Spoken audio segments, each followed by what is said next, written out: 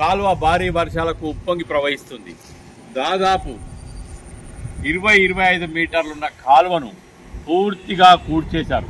పూర్తిగా ఆక్రమణ జరిగింది. చూడండి, ఇక్కడ గ్రావెల్ వేశారు, ఇక్కడ మొరం వేసి బ్రిడ్జిని కూడా మూసేసే ప్రయత్నం చేస్తున్నారు.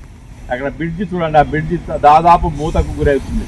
అంటే ఇక్కడ మొరం పోసి ఇక్కడ కాలువను కబ్జా చేసి ఇక్కడ నిర్మాణాలు జరుగుతున్నాయి. చూడండి ఒక్కొక్క ఆక్రమణ ఏ విధంగా జరుగుతుందో. ఇక్కడ ఒక కందకం తీశారు, కందకం తీసి ఇక్కడ ఒక కాలువ తీసి దీని మీద పూర్తిగా గ్రావెల్ నింపి ఈ గ్రావెల్ మీద కట్టడాలు నిర్మిస్తున్నారు.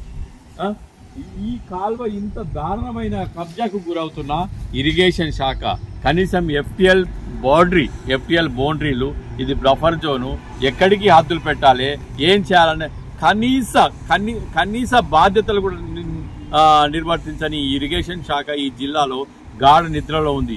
అవినీతిలో మునిగి దొర్లుతుంది. ఈ చూడండి ఎన్ని కట్టడాలు జరుగుతున్నాయి, ఎంత నిర్మాణం జరుగుతుంది. ఈ యథేచ్ఛంగా ప్రతిరోజు గురవుతుంది. కనీసం ఇంకొక సంవత్సరం 2 సంవత్సరాల్లో ఈ కాలువ ఉండదు. ఈ వరద ఈ కాలువ, ఈ దరూర్ కాలువ కనీసం చిన్న నాలాగా కూడా మిగిలే పరిస్థితి లేదు. ఇరిగేషన్ అధికారులు ఎక్కడ ఉన్నారు? ఆఫీసులో అయా రామ్ గయా రామ్ అంటున్నారు. యథేచ్ఛంగా సాగుతున్నాయి.